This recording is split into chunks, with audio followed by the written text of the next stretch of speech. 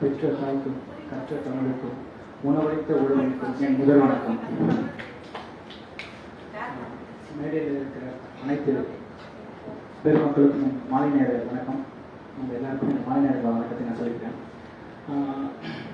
இளஞ்சிய அமைப்புடைய 2ஆம் ஆண்டு தொடக்க நிகழ்வுக்கு எங்களை அழைச்சதுக்கு நன்றி. நாம இப்போ ஜானகியோட அனுமதியோட ஒரு 5 நிமிஷம் மட்டும் நான் பேசுகிறேன். ஒரு சில முக்கியமான கருத்துக்களை உங்களோட நான் பகிர்ந்துக்க ஆசைப்படுறேன். என்னன்னா, நாம இப்போ எந்த காலகட்டத்தில் எந்த சூழலில் நாம இருக்கிறோம் அப்படின்றத நினைச்சு பார்க்கணும். நினைச்சு பார்க்கறதுக்கு முன்னாடி ஒரு விஷயம் நான் சொல்றேன். இந்த காலகட்டத்துக்கு என்ன தேவை நீங்கெல்லாம் நினைச்சு பார்க்கலாம். ஜானகி அவர்கள் இதுக்கு ஒரு ஐயா கூட சொன்னாரு, ஜானகி அவர்களுடைய அந்த வாழ்க்கை எப்படி இருந்தாங்க இதுக்கு முன்னாடி, அப்புறம் ஒரு அமைப்புக்குள்ள வந்த பிறகு இந்த ஒரு வருஷத்துல அவங்களுடைய வளர்ச்சி எவ்வளவு தூரம் போயிருக்காங்க அப்படின்றது, எப்படி அவங்களுக்கு அவங்களால இவ்வளவு பெரிய வளர்ச்சி வந்தது அப்படின்ட்டு நிறைய பேர் யோசிச்சிருக்கலாம். அதுக்கு பின்னாடி இருக்கிறது என்னன்னா 2 விஷயம் தான்.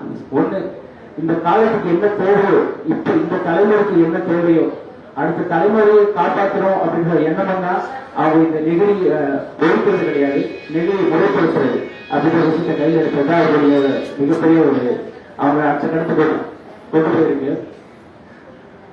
அது மட்டும் இல்ல, அவங்க வெறும் ஒரு பொதுநலம் அப்படின்ற ஒரு சார்ந்து இல்ல இந்த நெகிழி சார்ந்து மட்டும் இல்லாதவங்க அப்படின்றத அவரோட பதவியிலே நமது மண்ணையும் மக்களையும் நேசிக்கும் உள்ளங்கள் அப்படின்ட்டு, இந்த மண்ணையும் மக்களையும் அதிகமாக யாரால நேசிக்கிறாங்களோ அவரால் மட்டும்தான் இந்த மாதிரி விஷயங்களை செய்ய முடியும் அப்படின்ற ஒரே உதாரணம் ஜானகி அவங்க. இப்போ நான் சொன்னேன், ஏற்கனவே யாருன்னு சொன்னேன், இந்த காலகட்டத்துக்கு என்ன தேவை அப்படின்றத நாம எல்லாருமே ஒரு விஷயம் மறந்துட்டோம். நாம எல்லாமே அழிவின் விழுப்புல இருக்கிறோம். ஒட்டுமொத்தமா விவசாயம், நாங்க சென்னையில என்ன பண்ணிட்டு இருக்கோம், மாடித்தோட்டம் அப்படின்னு சொன்னாங்க. மாடித்தோட்டம் அப்படின்ற ஒரு விஷயத்தை ஆரம்பிச்சோம். எதுக்காக மாடித்தோட்டம் ஆரம்பிச்சோம், நான் சாப்பிட்ற ஒவ்வொரு உணவுலையும் விஷயம் மட்டுமே இருக்கு, அதை மாற்றணும் அப்படின்ற ஒரு எண்ணம் தான். நம்ம வீட்டுக்கு தேவையான காய்கறி இயற்கை முறையில் விஷயமே இல்லாத காய்கறிகளை உற்பத்தி செய்யணும் உணவுக்காக நாங்க ஆரம்பிச்சோம். அது இப்போ அடுத்த கட்டமாக போயிட்டு இருக்கு. என்ன பண்ணுறது பாத்தீங்கன்னா, கலப்படமே இல்லாத சுத்தமான மனச்சத்து எண்ணெய்க்கு போயிருக்கும். அதுக்கு அடுத்த கட்டமாக விவசாயத்தில் இறங்கி இருக்கோம். இயற்கை முறையில விவசாயம், ஐயா நம்மளுடைய வழியில இயற்கை முறையில விவசாயம் நாங்க சென்னையில பண்ணிட்டு இருக்கோம். சென்னையை சுற்றி இருக்கிற ஒவ்வொரு இடத்துல யார் யாரெல்லாம் நிலத்தை சும்மா வச்சுட்டு இருக்காங்களோ அவங்க கிட்ட போய் கேட்டுக்கிட்டு இதுதான் எங்க வேலை சொல்லி பண்ணிட்டு இருக்கோம். ஏன்னா அடுத்த தலைமுறையை காப்பாற்ற வேண்டிய கடமை நமக்கு இருக்கு அப்படின்றத நாங்க உணர்ந்ததால இதுல நீங்க பாத்தீங்கன்னா, இப்போ ஜானகியோ விவசாயத்துக்கு இப்போ நெகிழி, இப்போ விவசாயம் காப்பாற்றப்படணும், அடுத்த தலைமுறைகள் காப்பாற்றப்படணும்னா அதுல முக்கியம் நெகிழி. விவசாயத்துக்கு இவ்வளவு பெரிய ஒரு அழிவுக்கு போறதுக்கு முக்கிய காரணம், ஒவ்வொரு விவசாயம் நிரப்புக்கு காரணம் வெறும் நீர் மட்டும் கிடையாது. அந்த நீர் இல்லாம என்ன காரணம் பாத்தீங்கன்னா நெகிழி.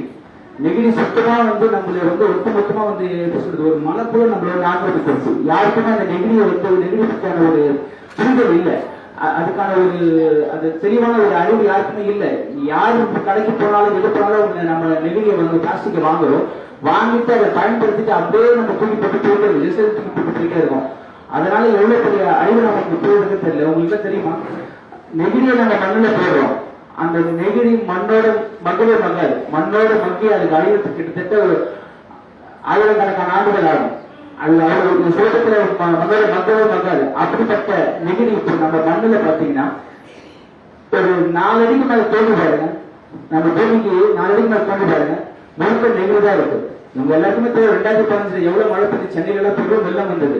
அதே 2016 அடுத்த வருஷம் பாத்தீங்கன்னா விவசாயிகள் தற்கொலை பண்ணிக்கிட்டே இருந்தாங்க, தண்ணி இல்லாம விவசாயம் பண்ண முடியாம. புதிய தலைமுறையில கூட ஒரு 24 மணி நேரம் நேரடியா போட்டுருந்தாங்க, விவசாய தற்கொலையா போட்டுருந்தாங்க.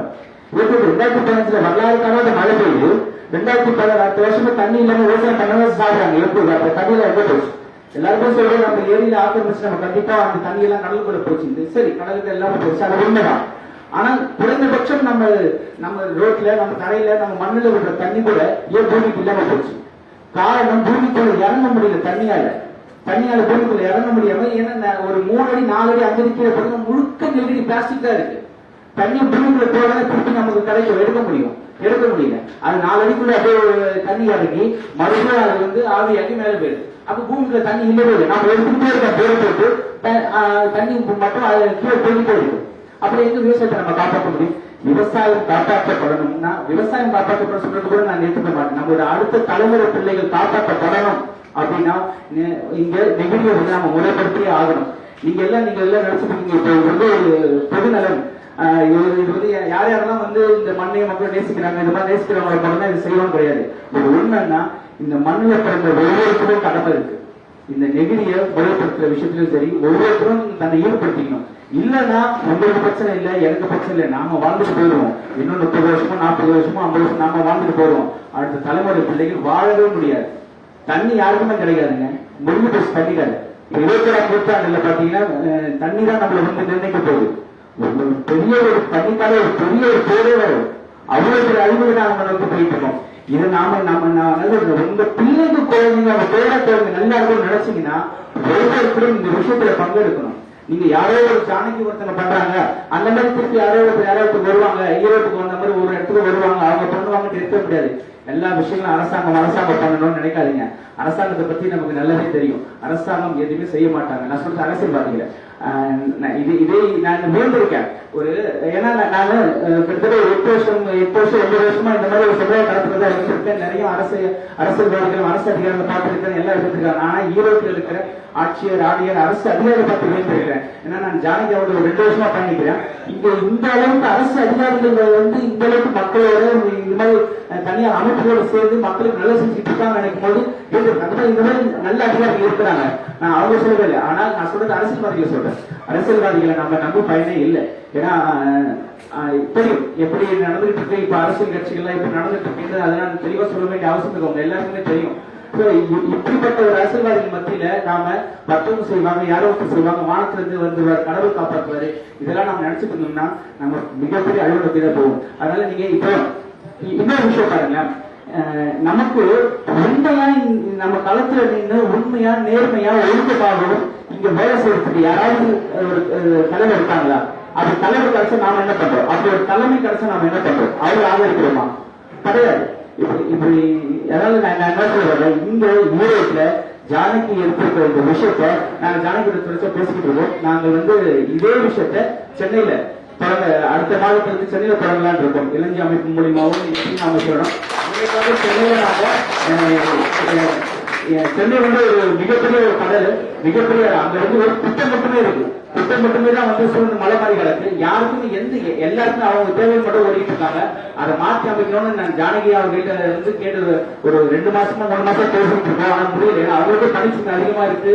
ஆனா வறுமையில் ஆனா சொல்லிட்டாங்க இந்த நிகழ்வு முடிஞ்ச உடனே அடுத்த உடனே சென்னையில நம்ம இந்த விஷயத்தை தொடங்குறோம். சென்னையுடைய அந்த கார்பரேஷன் கமிஷனருடைய அனுமதியோட சிறப்பா அந்த அரசு அதிகாரிகள் சிறப்பா நம்ம செய்யணும்னு சொல்லியிருக்காங்க. இது வந்து வெறும் ஈரோடு சென்னை இப்ப நாங்க வந்திருக்கோம். சென்னை அது மட்டும் இல்லாமல் முதல்ல ஈரோட்ல நீங்க ஒவ்வொருத்தர் என்ன சொல்றாங்க, ஒவ்வொருத்தர் நீங்க தினக்கும் நீங்க ஜானகி மாதிரி உங்களுடைய ஒட்டுமொத்தமா இதுதான் வாழ்க்கையை அர்ப்பணிக்க வேணாம். அது எல்லாராலும் முடியாதுதான். ஏன்னா உங்களுக்கு அவங்களுக்கு குடும்பம் இருக்கு, குழந்தைகள் இருக்கு, அதுவும் நம்ம பார்க்க சூழல் இருக்கு. அதனால ஆனால் வாரத்துல ஒரு நாள் ஒரு 2 மணி நேரம் இல்ல ஒரு 3 மணி நேரம் இந்த ஈரோடு என்னோட ஈரோடு, இந்த ஈரோடு மண் என்னோட ஈரோடு மண், இதை நாங்க நெகிழி நாங்க முறைப்படுத்தி ஒவ்வொரு மக்களுக்கும் இந்த விழிப்புணர்வு ஏற்படுத்தி ஆகும் சொல்லிட்டு ஞாயிற்றுக்கிழமை சனிக்கிழமை ஒவ்வொரு விடுமுறை நாள் ஒரு 3 மணி நேரம் இளைஞர் அமைப்போட எல்லாரும் கைக்கு வரும். ஏன்னா இது வந்து தனி மனிதனால இது சாத்தியப்படுத்த முடியாது.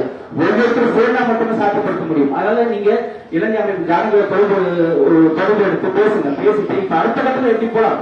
நீங்க எல்லாம் ஒவ்வொருத்தரும் உள்ள வந்தா மட்டுமே ஈரோட மாற்ற முடியும். ஈரோடு தமிழ்நாட்டிலே ஈரோடு மாவட்டத்தை ஒரு முன்மாதிரி மாவட்டமா கொண்டு வாங்க. என்ன இது ஒரு தனியார் ஒரு அமைப்பு ஒரு அமைப்பு ஏற்படுத்த ஒரு தாக்கம் அடுத்த கட்டமா அங்க இருக்க பொதுமக்கள் கிட்ட போய் பொதுமக்கள் எல்லாரும் வீட்டுல இறங்கி இவ்வளவு பெரிய விஷயத்தை கொண்டு வராங்கன்னு சொல்லிட்டு ஒட்டுமொத்த தமிழ்நாடு பொண்ணி பாக்குற மாதிரி செய்யணும். அதுதான் என்னுடைய ஆசை. நீங்க எல்லாம் செய்கிற நம்பிக்கையோட வாய்ப்பு நன்றி கொடுத்துருக்கேன். நன்றி, வணக்கம்.